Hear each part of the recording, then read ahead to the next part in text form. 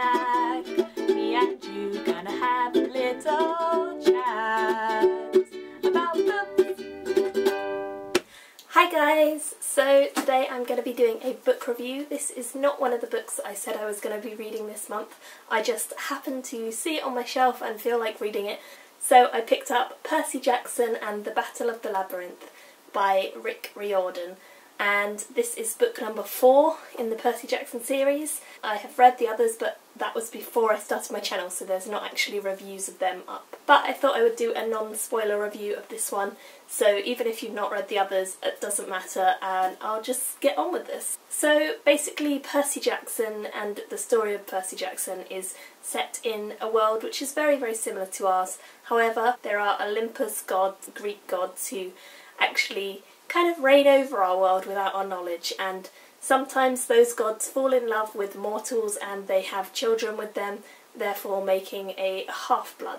Percy Jackson is a half-blood. You find this out incredibly early in the first book, and it's kind of the adventure that he ends up going on after he discovers that he is a half-blood, and he has to go on a lot of quests. He becomes friends with few other people, such as Annabeth, who is his best friend, and Grover, who is another of his best friends. Grover is a satyr, which is like half goat, half human, and it's just a really fun read. The whole series is unbelievably fun and enjoyable to dive into, and it is middle grade, so it's just a really light-hearted and enjoyable read every time I pick one up. Every story or every book, they tend to sort of have a quest. It's quite similar to Harry Potter in that there is always an aim for each book. So this book is obviously about the Labyrinth, and the Labyrinth, which was in ancient Greek times, used to have a minotaur and you could not escape it and so on. So it's very much based in the history, and you do learn about the sort of Greek times and the Greek mythology throughout reading this book and the past ones in the series, and probably the future ones, I'm sure.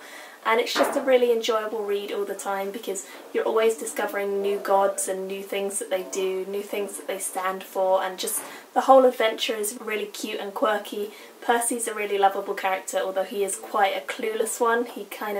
He's not always the quickest on the uptake. He's a little bit clueless when it comes to girls especially, but he is a really adorable and very loving and heroic character. He is very much a sort of symbol, and he stands up for what he believes is right and does the best that he can with what he's given, and he's a very, very enjoyable character from that point of view, very sweet and very caring about his friends especially. Grover is also a really fun character. He's really witty and enjoyable to sort of read through.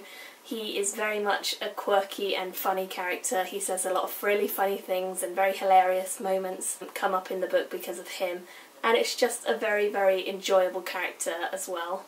Annabeth is their friend. She very much reminds me of Hermione from the Harry Potter series as well. She is very smart, very clever, and she kind of gets Percy out of a lot of trouble a lot of the time. She's in charge and she will tell them what to do or how to escape a situation or the plan. But at the end of the day, Percy does tend to take control and lead the group, and he is the one who kind of holds them all together as a friendship group. Tyson is a character who is in this book, and Tyson is a very, very lovable character. He is slightly disfigured in a way that I'm not going to spoil for you, but he's disfigured, and that kind of means that he doesn't have a lot of friends and he doesn't have a lot of people who are willing to give him a chance in the world, but he's actually adorable. He can't really speak very well because of his disfigurement, and he basically just isn't that human, but he's such a lovely character. He always looks out for his friends. He's really caring and really loving towards those who are willing to give him a chance, and I definitely think that in that character Rick Riordan has created someone who is very, very believable and also has a strong moral message behind him. So on the whole, this book is a really, really fun read, really enjoyable and very much in tune with the rest of the series. If you haven't picked this up and you do like middle grade and you like Greek mythology, you definitely need to. It's so much fun, and I will guarantee that you will really enjoy it. So I ended up giving this book 4 stars out of 5. I really enjoyed it, and I would highly, highly recommend it to anyone who loves Greek mythology, fantasy and middle grade fiction. It's just really fun, really fast paced and really, really enjoyable the whole way through. So thank you guys for watching, and I will see you in my next video. Bye! Me and you gonna have a little chat.